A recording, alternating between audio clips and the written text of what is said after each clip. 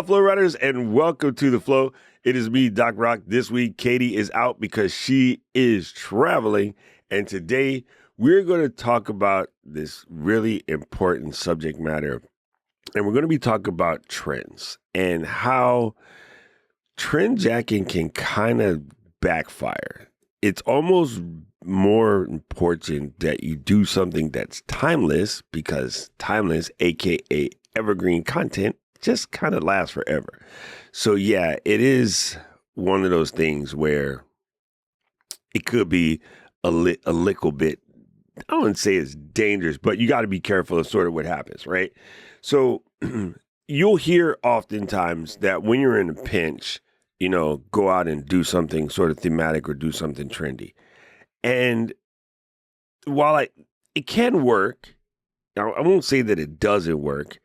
It's probably not good. A lot of times what happens is you'll get a bump because of that trend, and then you might attract brand new people because of some trend, but they don't stay with you. They don't stick around. So what we want to do is kind of get you hi, Caleb. What we want to do is kind of get you started on creating something that's timeless. And while you can add a little bit of theme to it, you got to sort of find a way to remind folks that, it's just a theme. Like, okay, I wouldn't call doing a Christmas season or a holiday season or something like that a trend, because those come back. Those are considered timeless. I'm trying to think of a really popular trend right now. One that I thought was kind of huge back in the day, but it's not a big deal, is every once in a while, there's these weird, quote unquote, diet fads. So this really helps in like the sort of health and fitness and cooking and, things like that. And for some reason, like everybody and their mother were on the same sort of cooking trend. And then they found out that it's either unhealthy or unsustainable or, bad for the farmers or dangerous just in general, right? So it could cause that problem, right? So Crafty Adventures, how you doing, Caroline? She said, I've done it and I found that it confuses the algorithm and it wasn't sure what to do with me. Oh, I am so glad you brought that up. We got some new things about the algorithm that you're going to absolutely enjoy. And it's really funny. Yesterday on my channel, I literally just made this video. And the bad part is I just threw the graphic away in the trash, so I can't dig it out to show you. But YouTube has made some really massive changes. And it's been over the last 2 or 3 weeks. So this is going to be really helpful for people who still think the algorithm is out to get you. They're forever. That's why it's funny to hear people talk about like how to work the algorithm, because YouTube changes it basically every day. They have a massive staff of people whose entire job is to make sure that the viewers are getting the content that they want specifically. That is the only job of the algorithm. The algorithm's job is not to serve your video to people. The algorithm is not designed so that you could, get more views or get more subscribers. That's your job. The algorithm's job is to, when Kevin says that Kevin wants to watch a video about, I don't know, making Christmas cookies, because I don't know if y'all know, but Kevin can make some killer cookies. So if he's looking for some new Christmas cookie designs, and speaking about trendjacking, let's say, this is weird, I'm going to have to back this up to Halloween. Let's say he's trying to make some Wednesday Halloween cookies because, that show is still kind of popular. Or, oh my God, what's the green one? Grande, Wicked. And maybe he's trying to make some Wicked cookie or some Elizabeth or whatever the heck her name is. And he's looking for things of that. That's almost trendjacking, but not really. In a way, that's sort of working with, a theme that's extremely popular. And yeah, I guess is kind of trendjacking, but it's still in the same context of doing, cookies if he's doing cookies for his cookie show. right? That's a little bit different. But what YouTube has changed recently, and this is big. I just had a conversation with a very prominent YouTuber, one of the originals, by the way, when I was in Seattle. And one of the things that he put us onto is long form content is back in a very, very, very big way, right? Things like this podcast, things like anybody who's doing a show that's 30 minutes or longer, all of those are seeing spikes in views. And the reason for that is something that we talk about on this show all the time: television. So many people are watching from TV. So YouTube is going out of their way to make it easier for people who are sitting at the TV trying to watch videos to find the videos that they're looking for. So one of the things that they did is, instead of just dealing with search, because search doesn't really work on TV, because unless you have an Apple TV or Amazon Fire Stick and you know how to talk to your remote, if you've ever been sitting on your TV and you go to search for something, it takes forever to type in what you're looking for. Now, some nerds have a keyboard that's attached to their smart TV, so you can just type. A lot of Apple TV people are smart enough to know that you can use your phone as a remote to type on the keyboard. And then some of the other ones are pull up the video on your phone, hit play for like 4 seconds, stop it, go back to the TV, and then, recapitulate that, right? But most people don't know that. I mean, that's only a handful of people. If you are, find it on your phone and then go back and pull it up on your TV, or are you like me? I actually have a playlist that I save videos into for the sole purpose of watching once I get to the TV and the couch and some, popcorn. It's going to be here for a minute, right? And when it comes to long form content, we're doing an experiment on my channel. I told a bunch of people to make a list of, you can go through your history or you can do it today, just starting now. Make a list of the next 5 to 10 videos that you sit down to watch the whole thing that are like over 30 minutes, and watch what you watch. And 9 times out of 10, you'd be like, wow, this is incredible, but it normally isn't overly produced. It's normally people sitting down having a conversation, sort of like we're doing today. That has been the trend thus far. So I'm curious if you could look in your history and then pop some into the chat and see what it is that you watch when you got time to sit down and watch YouTube. Because the gurus of late have been telling everybody make these really fast hitting things with a lot of edits, and got to make sure you put in a screen change in the first couple of seconds. And it's like, nah, man, that stuff is kind of going out the window because people are looking to connect with people. So what makes a video timeless? Let's talk about that. Of course, there's your storytelling, right? And so if we're keeping it on the subject,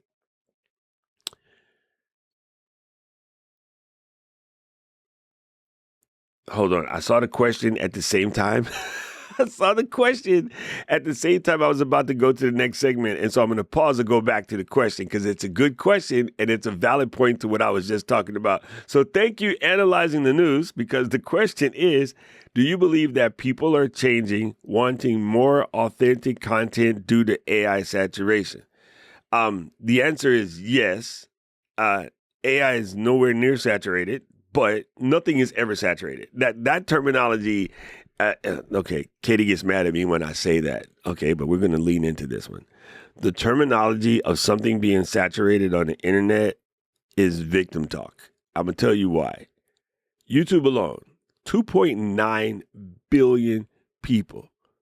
What would be the quantity of people doing something to equate to saturation on 2.9 billion people? So let's back this up. Let's say you have a sponge, and the sponge could hold 10 ounces of water. How many ounces of water does it take for a 10-ounce sponge to be saturated? 10. Other than that, it's wet. let's go define saturation. Like, let's get real about this, right? So I know that everybody uses that word, and you probably picked it up as a term of art because you've heard other people say it, and this is just what it is. But in order, if we're being serious about this, the only way for something to be saturated is it has to have more than its capability of holding. So trust me, all 2.9 billion active users on YouTube are not using AI, so therefore it's not saturated. It's not even 50%. It might be like a hard 15 to 20, and I doubt that. But just because of access, really, right? A large portion of the people on there don't have full access to this stuff, right? So it's we have full access. A couple of the other, let's say, more communicative or connected societies have it, but a whole bunch of people just watch it. They don't necessarily have that. So, but it is true that AI slop is irritating and it's prevalent and people don't like it. So yes, people are definitely going back to wanting more human connection. So that's sort of what I meant, but I did forget to bring up the AI part. So thank you for bringing that up because it is a very, very, very valid point. So absolutely, people are looking for people that looks like them, feels like them, talks like them, gives them a little hope, right? I think a lot of people are searching for hope. I think a lot of people are searching for that connectivity that we are used to getting, but, can sometimes seem a little bit missing, if you will. So yeah, I really, really appreciate that. That is 100% true. Okay. Let's go into what I was fixing to say. So what makes a content timeless? And the first one is storytelling. And a prime example of this is, I watch a lot of content of people who are traveling somewhere. And a lot of that has to do with the fact that I travel a lot for work. I am always looking for tips and shortcuts and, things that I might need to carry that are going to make my travel situations easier. Because as you guys know, I'm in the plane like once a month or something. So, I'm always looking for a way to cut this down. Well, it turns out the ones that are the most, I guess, enjoyable to watch is where they're stopping at the different places, giving you a little bit of backstory, talking about the place. And anybody who's ever got to hang out with Ken in Amesbury, you'll see that's Ken. Ken all the way. Ken is about the history. Ken is telling you like why the building was made, like who came where, why, and the whole 9 yards. Like it just adds to a certain thing. Those of us that walked around in the forest at camp, Ken was giving us a little bit more of a backstory of some of that stuff as opposed to just walking and seeing it. So me and Billy and Eshawn and Brandon, we all went walking through the forest with Ken, and we got a whole tour. It was different. It was super, super cool. Storytelling can do that. So, I'm thinking about if you're doing your crafts and you're explaining something, but then giving a little bit of backstory. So the last time I tried to do this particular type of stitch, I was hanging out with my grandma and she was showing us, with no machine, she could do this by hand and it was always even. But here we are, we got to use a little wheel thing that you use to make the dents so you can sew it in the right spot. I have no idea what I'm talking about, by the way. Or, she used to wind the bobbins by hand, but now we could do them automatically. Things like that. Like there's ways to bring in that level of human emotion, right? Because human emotion doesn't expire. So how can you create a sense of marvel? How can you create a sense of curiosity? The big one right now, looking at us old people, how can you create that nostalgia? One of the funnest things that happened in the longest time is myself and Paul and Gretchen, A.T., Aubrey, the other Paul. It was my birthday stream, and we were sitting around talking about just old stuff that used to be on TV. We were talking about them Tupperware cups everybody had that came in those weird colors, but then they get stained with the red from the Kool-Aid or whatever you put in it. And we were talking about like the thing that you put on the cake tin that moms used to take off and wear your ass out with. Like it was pretty funny.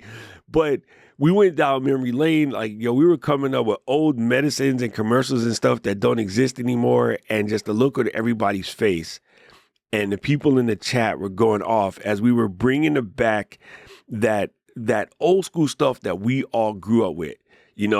Like somebody bust out a picture of Otter Pops. You remember you was a little kid and you was trying to be good so that you could get an Otter Pop, the little like plastic with the sugar water inside. Like Otter Pops were life, man. Like that was the best thing. Like, and you remember the days when going to McDonald's meant you did something? Like you couldn't just go to McDonald's to go to McDonald's. You had to like win a basketball game or win a soccer game or get like some A's. The idea of just going to McDonald's because you're hungry, we didn't have that. McDonald's meant you did something worth not getting your butt whipped. That's what that meant. So that level of nostalgia, if you can find a way to bring that in, that's going to go a long way to help you. And this is where doing a podcast really helps. There are whole podcasts that are nothing about going back and getting nostalgic with it, right? Also, I think it's why, strangely enough, I don't know if Michelle popped in yet, but strangely enough, she's here. This is why Bridgerton and those shows like that are so hot. They're so hot because it has a level of nostalgia to it. You know what I mean? It's really, really good. So I do find that to be a little bit amazing. Okay, so let me answer this question. It says, I spent hours on one video and got 8 views. I got you. And then another video I did where I was talking to my missus about a subject hit 33,000 in a few hours. What do you think that was? You already answered your own question, homie. Like the worst thing you could do today, over edit your videos. Because, all right, so let's make this make sense. If I were going to take up, say I was going to take up baseball in my old age, right? I'm going to go join the over 50 baseball league. You know who I'm not trying to learn how to hit from? Shohei. Because you can't get to that level.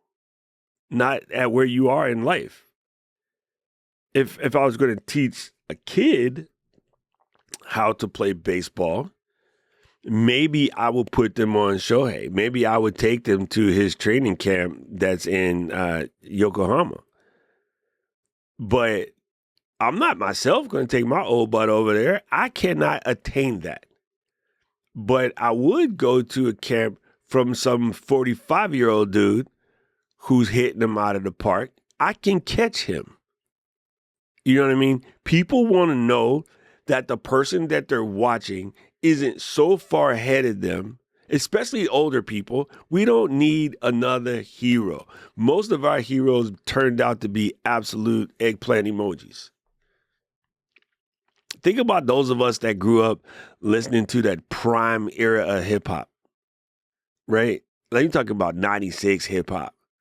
Who was the top producer in 96 hip hop back in the day?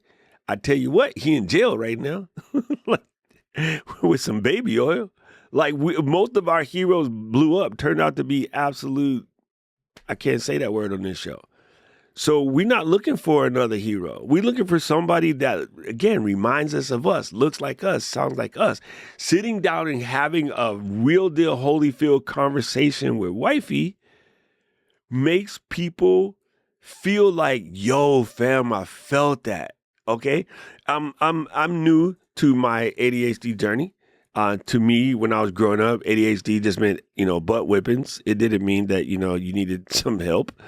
And when I see content from other people that are just also, like late figuring out what's been tweaking in their brain for so long, every time one of them is talking, I'm like, oh yeah, that's me. I get that one. Oh yeah, you too? Okay, I'm not by myself. Start singing You Are Not Alone because you're there. Jeremy said, where's the beef? How's that for nostalgia? Right? When I'm watching Jimmy, okay, Jimmy just popped up in the chat, Jimmy Hicks, right? When I'm watching him in his streams and he says something, because we are, both men that have spent time in tech, relatively the same age, Both worked for the same fruit flavored company for a minute. Like when he be talking about stuff, I'm like, I could feel that because like Jimmy and I have walked a very similar path. And I'm just instantly connected to that. Like Jimmy is like family. You know what I mean? Like we check in each other. You know what I mean? So that's the people are looking for. They're looking for that level of connection, that level of community. And unfortunately, too many people have been trying to be guru centric. And people are just over the gurus, man. Most of the gurus turned out to be full of it.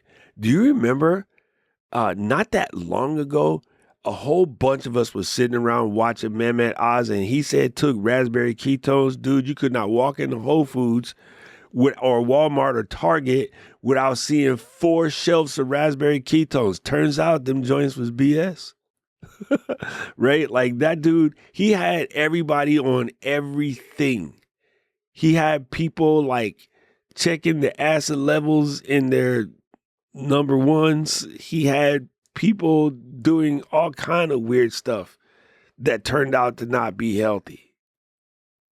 But he made a whole channel out of trendjacking various health trends, most of which turned out to be bad for you. And I don't know, if I remember correctly, Dr. Atkins died of a heart attack. Because, that was a trend back in the day, right? So if I remember correctly, it was like there. It was like there, right? So I have a video I made recently called Make It Until You Make It. And that's literally just keep doing it. You know what I mean? And if you go back and you look at what was it, if you go back and watch that show where you and the missus got those 33,000s, go back and look at it from a new set of eyes. Try and look at it as to what do you think stuck with that? And I guarantee y'all was on some really good story about something that brings us to like back in the day when I was young and not a kid anymore, or there was some sort of nice heartfelt transition that people could go on a hero's journey type situation. It was something like that added that little je ne sais quoi to that particular show. And that's why that one worked. And what you want to do is try to get those, but then don't force it. Of course, don't force it. Okay, now the other thing that's going to make something timeless is going to be your authenticity. And this word drives me insane because it is so overly used and misunderstood. And I like the way that the GOAT, Seth Godin, explains it. Authenticity is about exactly what you're going to get. So, for instance, when you go to McDonald's, I don't go to McDonald's. I'm probably talking out the side of my butt. I haven't put a McDonald's in my face for damn near 20 years. I don't eat that mess. But if you go to McDonald's and you go to order one of them sugar shakes, you know exactly what you're finna get. Stomach ache and diarrhea. Oh, I'm sorry. You know what it tastes like. The thing about going on a trip or going to somewhere new and looking at their menu and seeing things that are familiar to you in sound, and then you get it and it just don't hit the way the one you know what it is, right? So if I invite Luis over to my house right now, and I'm like, Luis's favorite thing is a ham and manchego sandwich. Now, I know a Puerto Rican kid from the hood ain't never had a ham and manchego sandwich until the one he had in Massachusetts, because we got the 4 meats in a pack. Oscar Mayer, you open it up, and there was ham, bologna, luncheon meat, and that one with the dots. We call olive loaf, but nobody wanted the one with the dots back in the day. Turns out mortadella, when you become an adult, that's delicious. But when you was a kid, it was just like, yo, why is the meat looking at me? And he got that joint with Wonder Bread. And sometimes the Wonder Bread had like a little spot, and Mom's just cut it off. Like, it wasn't even like, oh, you can't eat that one. we know better now. Don't eat that one because the fingers of the mold digs like way deep into the product. But hey, back when we was growing up, moms just be like, whoop, all right, you didn't even see that. Don't worry about it. It's good. Right? But if Luis came to my crib right now and I try to like hook my brother up and make him a ham and mortadella sandwich, he might be thankful, but he also might look at me sideways and be like, damn, son, I thought you could cook. I'm like, I can. But he'd be like, yeah, nah, this one don't taste like Bakehouse. I can't make it taste like Bakehouse. Why? I don't bake my own bread. I don't have the necessary, ingredients to pull it off the exact way that Bakehouse pulled it off. So my brother would be appreciative that I tried to make his favorite sandwich, but he also would be like, nah, fam, Manchego in Hawaii don't taste like Manchego in New Hampshire or Massachusetts. Because by the time it gets here on the boat, it's old. Like it just won't have the same vibe to it. So that's what authenticity is. Authenticity is giving the people what they expected.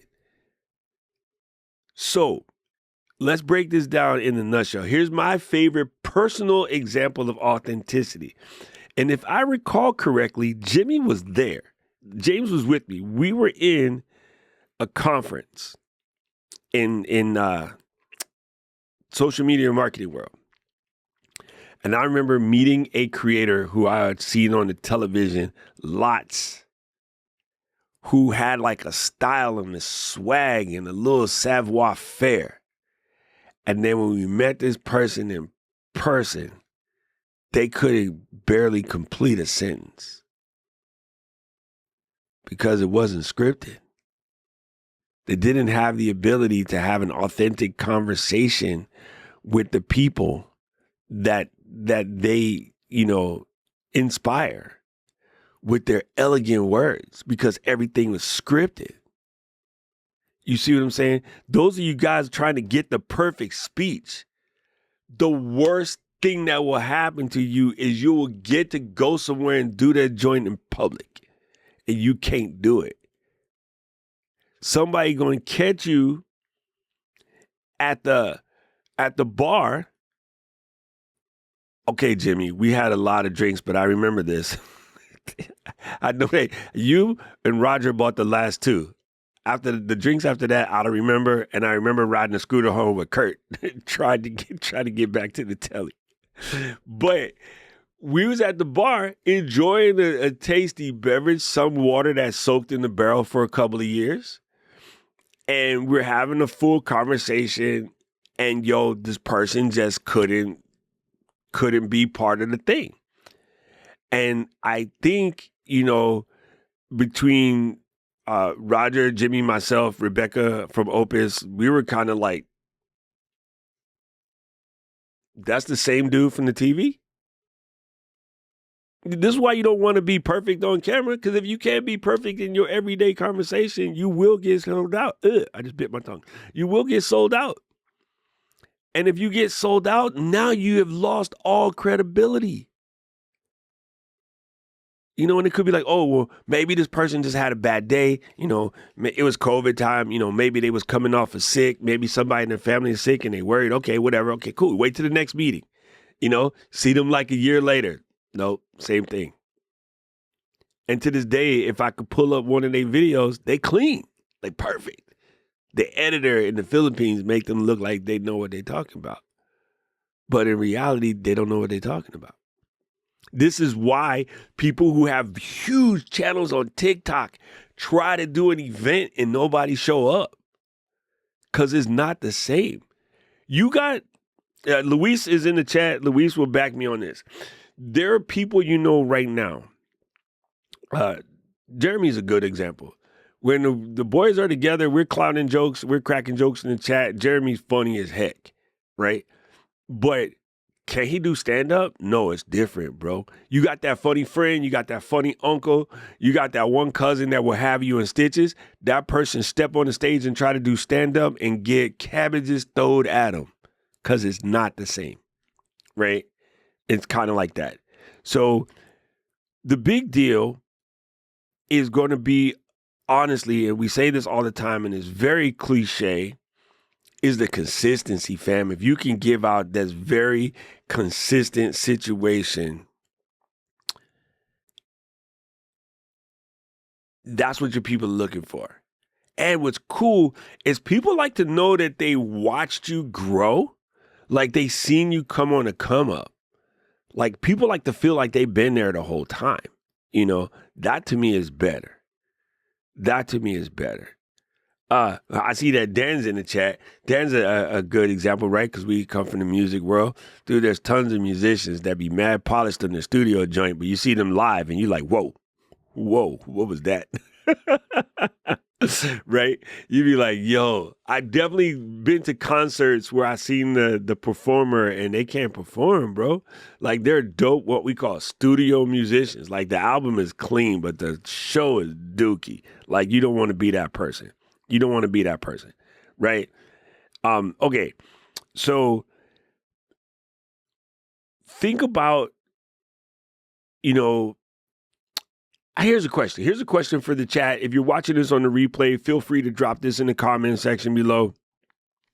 Is there a interview or a live video that you watched maybe 3-4 different times over the course of, say, a couple of months or a couple of years because it was so good and the value was there and you guys keep going back to watch it?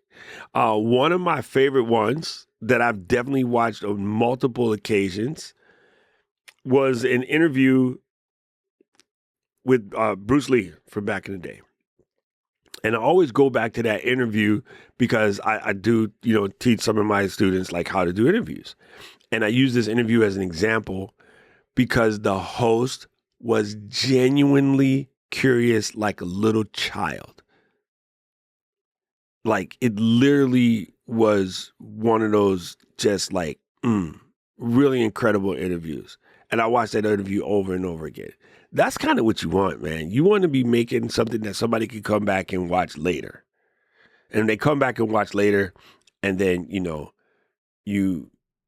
got them, right? And that's a level of consistency or authenticity that you're looking for. That's where you're connecting back to even like how to market your podcast. You might have an episode where you guys talked about some really, really fire content, right? So if you can reference an older show and say like, hey, go back and check out this episode, right? There's in every podcast, you'll hear this. They have one episode that they consider their like paramount episode and they can bring people back to it and check it over and over again. We recently did an episode with Jeff C. I can call back to that episode over and over again because he just hit all the bricks when it came to doing sort of AI work, right? That would be a perfect example of one of these episodes. So if you think about this, if you could take something that's popping off right now. So for instance, we talked a minute ago about AI slop, and we could use that same context in videos that's created by like humans that won't last very long. So for instance, we'd look real corny making a video about 6'7", like it wouldn't make any sense to us. And your kids would probably look at you crazy. My niece would look at me like, Unks, what are you doing? But yeah, it wouldn't make any sense for us to make a video like that. Now, as a commercial thing, maybe that would be funny. But yeah, like for the marketing standpoint of it, no, it wouldn't make any sense. Like that would just seem out of context, right? So you really want to think about that. And again, this is why I have such an visceral, I'm going to speak English. This is why I have an exact visceral reaction that just didn't come out right. It didn't come out right. It makes me nauseous when I watch really bad reaction videos. Reaction videos in itself are semi-lazy. I'm going to say it. I'm going to be mean. I know people are mad because they make reaction videos. If you make reaction videos, my bad. But they're semi-lazy because you're not necessarily creating anything original. Now, is it possible to create reaction videos that have an originality to them? Absolutely. You know how we know? Because we watch that joint on, what's Terry Bradshaw and the rest of the old crooked can walk in play anymore football people.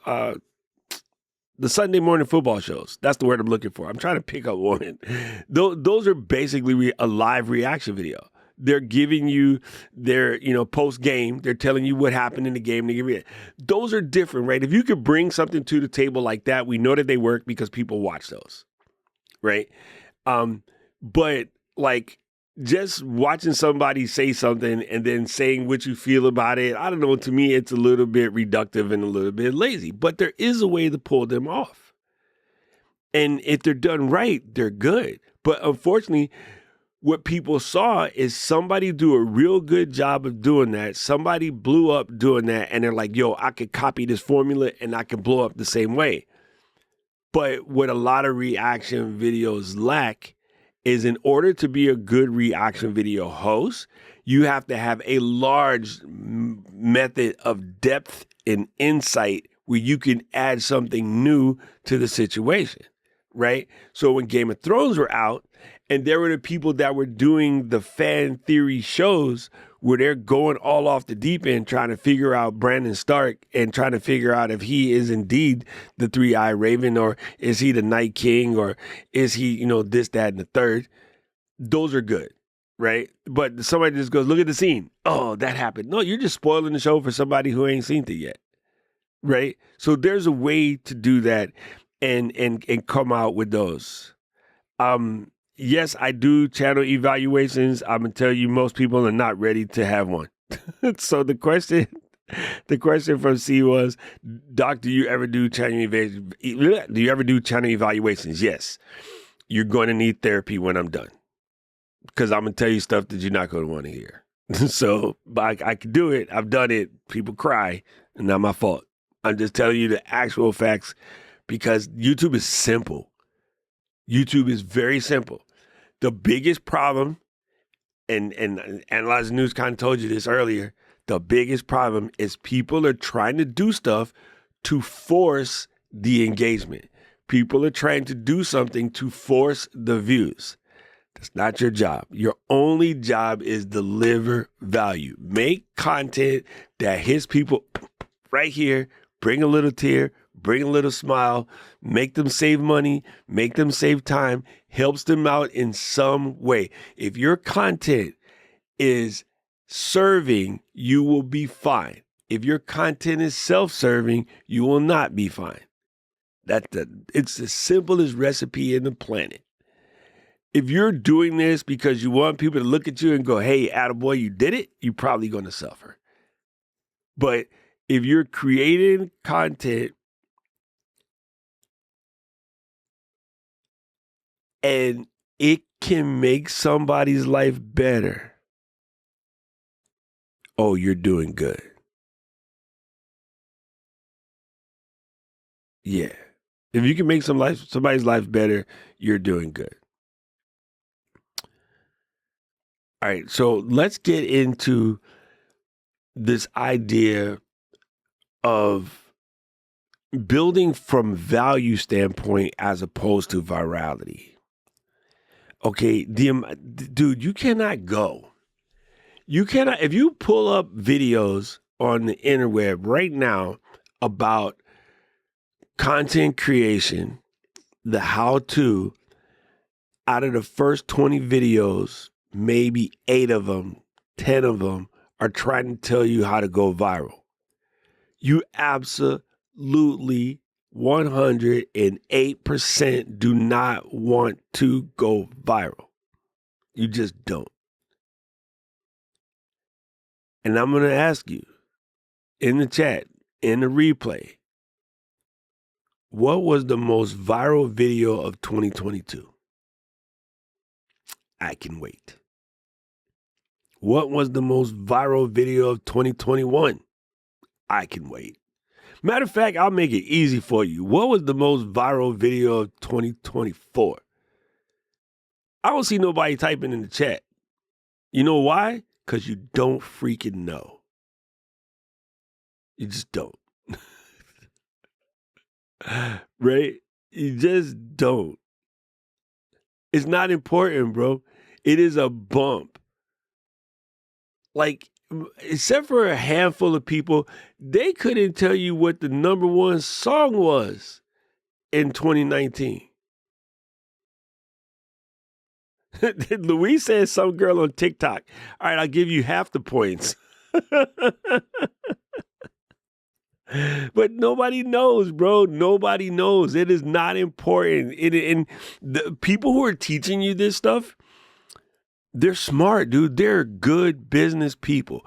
People who will sell you a program on how to make viral content are brilliant business people. At the beginning of this show, I said, you got to bring that emotions, right? I mentioned how emotions, if you can get to people where their emotions are, you're good to go. I was about to sing the song. You know how I do. It almost got me. I'm going to stop. Sorry, Mariah, leave me alone, lady. I'm thinking. If you can trigger someone's emotional feelings, trigger their nostalgia, they got you, right? You're in there. So when these people are like, I'm going to show you how to make viral videos, they get you on your emotion of hope. They get you on your emotion of being seen. They get you on your emotion of quote unquote being somebody. And even if you can pull it off once, most people who have pulled it off tell you that they can't do it again.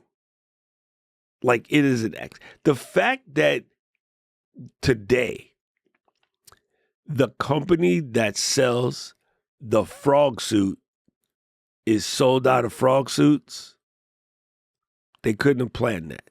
There's no way in heck they thought when they built them joints that this was going to be the number one selling costume for Halloweeny 2025. There's no way. They thought it was going to be the Huntrix outfit. They thought it was going to be K-pop Demon Sleemans. They had no idea it was going to be the frog, the blow-up frog. So trying to chase that, it's like I'm going to go outside and I'm going to catch lightning in a bottle. That's the reason why they call it, when a product blows up like that, that's the reason why marketing people call it catching lightning in the bottle, because it's super, super rare. However, if you working off of your values, if you're creating content based on your values, bingo. And I'll take apart something. Like, I'm curious, where my Star Wars people at? Star Wars people will know this, or maybe they don't. George basically created Star Wars off of an Akira Kurosawa film. He saw this film and he loved the stylistic, he loved the hero's journey, he loved the transitions, like he loved everything about it. And he basically modeled the entire empire off of a Kurosawa film. And what makes this day, if you were to watch an AK film, the reason why you will even be intrigued by something that was shot when Paul was in high school, I mean, black and white, is because that person made those videos based on his values. He was trying to show the beauty and the art and the journey. I hate to say trials and tribulations because it's an overworked statement, but he was trying to show all those things. There's the contrast of these tight, woven battles and the speed of Munehiro as he's working his way through the battles. And then the next contrast is there's a person running across a barren sand and another person chasing him across the barren sand. And Kurosawa was so dope with it, like when something was about to pop off, the weather almost became one of the combatants. George worked all of that. George worked all of that into Star Wars. And this is where you're able to, like you're building something based on value, though. It wasn't just artistic. It was also based off of his personal values. So when you're sharing something and you are sharing, like I tell people, your purpose is key. And yesterday, if you watched the video with Brandon and YC, Chris mentioned purpose like 5 times, and not a single point that Chris mentioned the word passion. And I sat here like uncle because I was like, they get it. They get it. The amount of people that would tell you to chase your passions, I'm like, them people are crazy. And the ones that tell you to chase their passions, ask them, are you still with your first girlfriend or boyfriend? And they'd be like, no. The person I married, I'm on my 3rd marriage, by the way. Oh, this is my 3rd wife.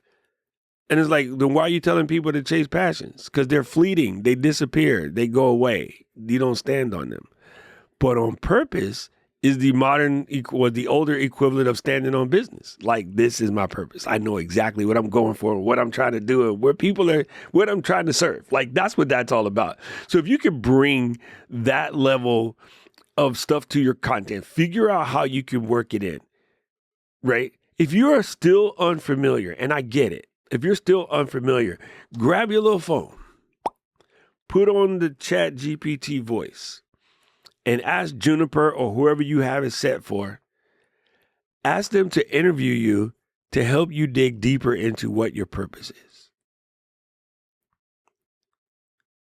Talk about trying to make sure that you're making content that sounds like you.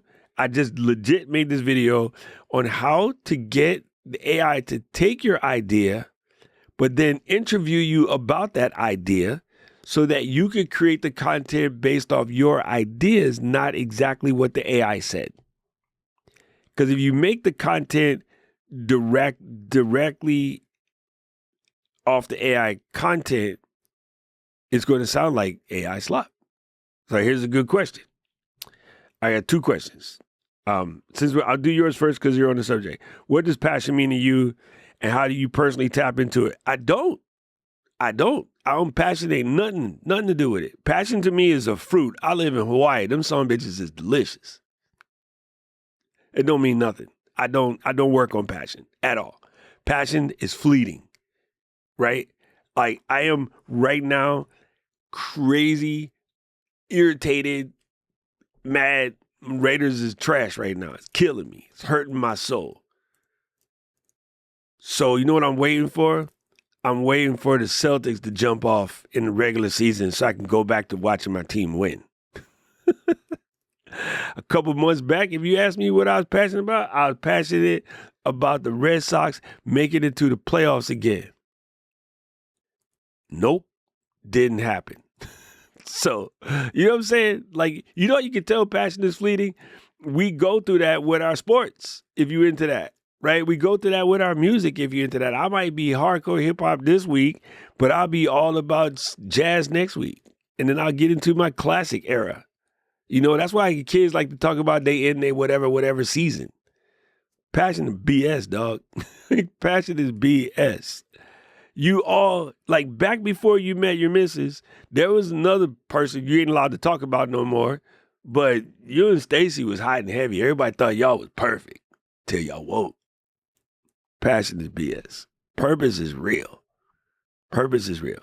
All right, let's go back to this. So, Noma said, I tried doing the widget for the live stream chat. Is there a website you recommend?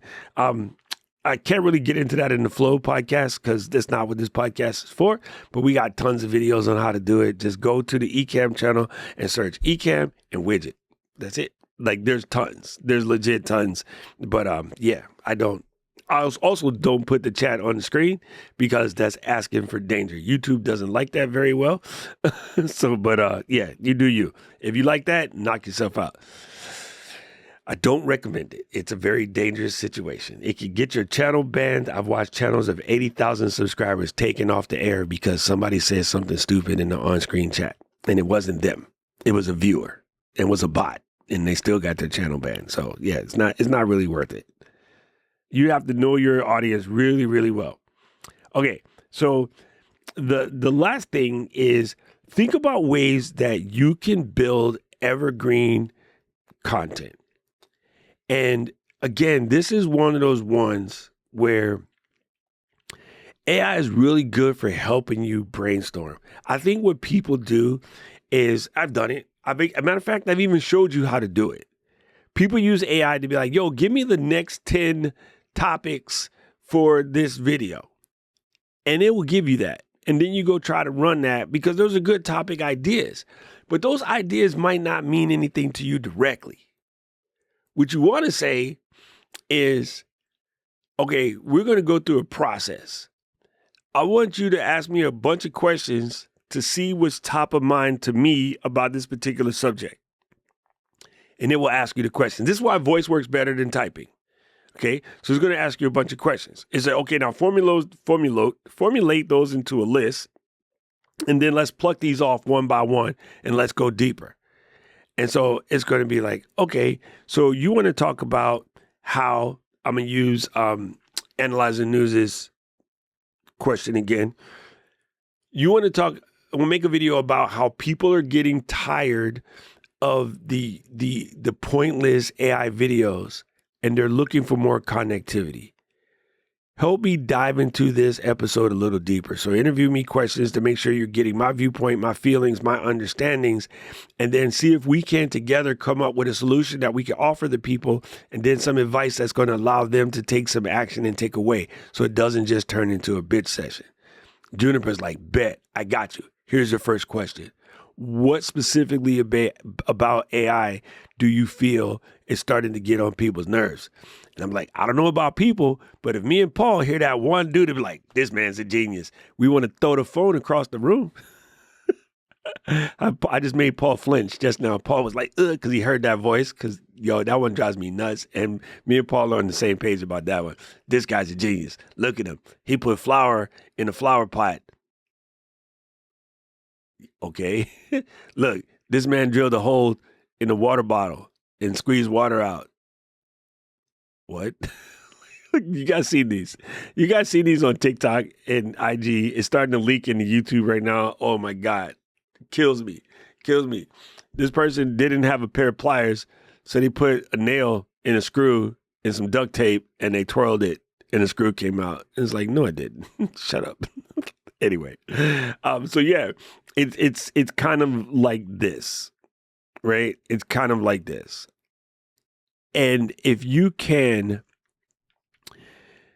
have a conversation, have it ask you to go deeper on stuff, have it help you take the things that you then said and formulate them into an outline, and turn that outline into bullet points, and then turn those bullet points into a script. Now it's your script. You wrote it. You just wrote it without one of these. As a matter of fact, if more people would write their scripts with one of these instead of a keyboard, your videos would come out better. Your brain just does something different. There is a level of feeling that you lose when you just... Paul hates when I do that. Sorry, Paul. There's a level of feeling that you lose. From the time it comes out of your brain to your fingertips, you lose it. Caleb will back me up on this because they've been doing their writing every day. And yo, you just come out a little bit more creative when you use a pen. Like, who knew? Who knew? I'm a hardcore tech advocate. I don't believe the phone is killing your mind. I believe that's just an excuse because you no longer want to connect with people because you're starting to figure out what fake folks is really like. But I have definitely believed that your brain is a little bit more creative when you use a pen and paper. And that might just be because I'm a fountain pen nerd. Maybe that's why I feel that way, but who cares?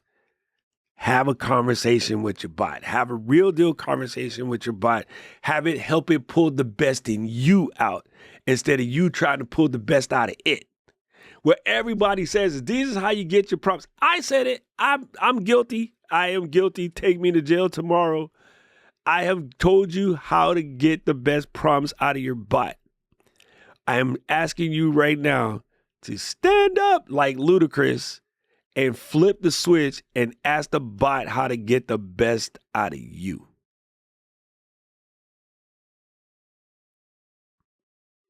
Take that. Take that. Take that. I see you, Jimmy. That is it, dude, family. Like, for real. Like, this is going to be the game changer right there. If you can flip that and just try it. Like, have a full conversation with your bot, man. Ask that bot to get up in there and help you get there. That's going to be the win. That is going to be the win. Last question. Like, what are your thoughts on radio? Radio is done. I am a 40-year radio veteran, and modern day radio is done. But you can bring radio to the YouTube, and it's a way incredible thing. Most of the stations are robot run now. It's lost that certain flair. Talk radio is still good. Like, I feel like it's there, but it's a dying trend. Yeah, it's just, unfortunately, they got lazy. They tried to take the companies like Clear Channel tried to not pay a body in every market to do the morning show. And 9 times out of 10, your morning show is nobody from your neighborhood anymore. It's somebody being piped in by satellite or technically internet. But like that, it just crushed it.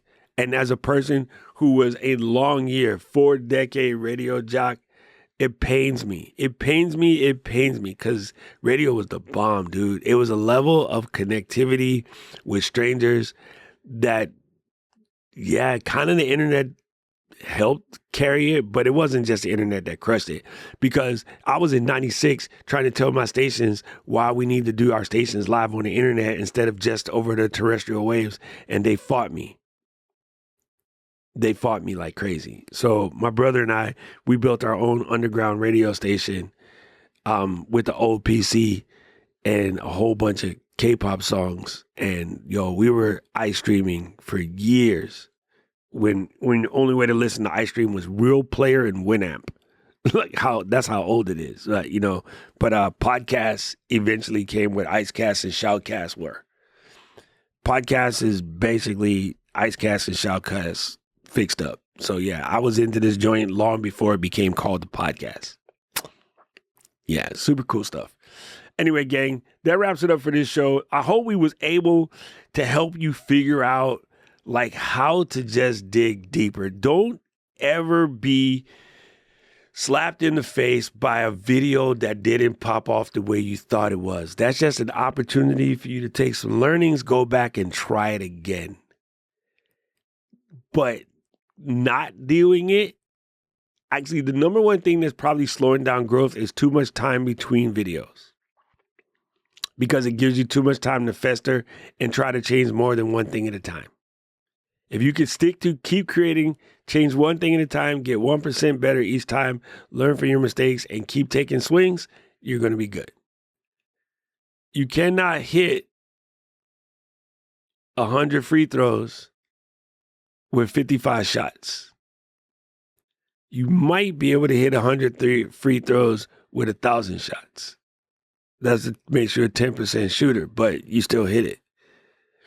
Now, I'm going to give you one last takeaway. There's this idea that somebody that you like is more talented than you. And all that means is they learned how to do what it is you're trying to do faster than you. Nobody is born with it. It ain't Maybelline. They swung more times. Or they're just a more accurate swinger. But even an untalented person per se can catch up to the talented person with more practice. And then what normally happens, the person that did it through practice becomes better because they know what to do when something goes wrong. The person who had the benefit of hitting a bunch of swishes, they can't replicate that. You know what I mean? This is why whenever they do those amateur versus the pro 3-point shot contests, every once in a while the amateur dude gets it, but that dude could not do it every week.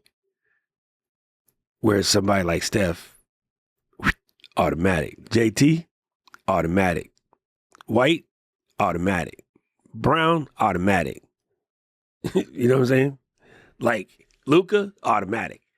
Because Luka probably, it's season coming up. Luka Butt is out here taking free throws and 3-pointers today. As we speak, he's somewhere shooting. I bet you. Go to his Instagram. I bet you he's somewhere right now taking shots. Luke is still trash, but he's somewhere taking shots. Go Celtics.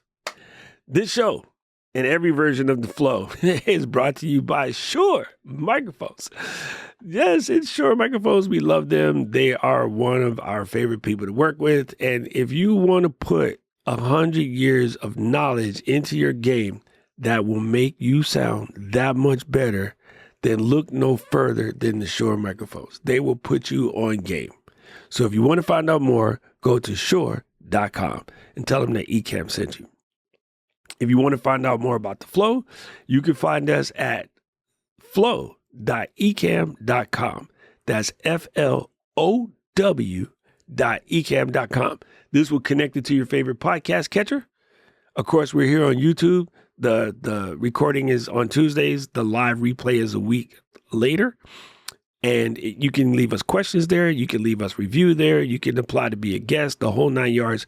Go and check out flow.ecamm.com. And we want to thank you for always supporting the show, because we couldn't do this joint without you. Now, you know what we say around here. Flow Riders, out.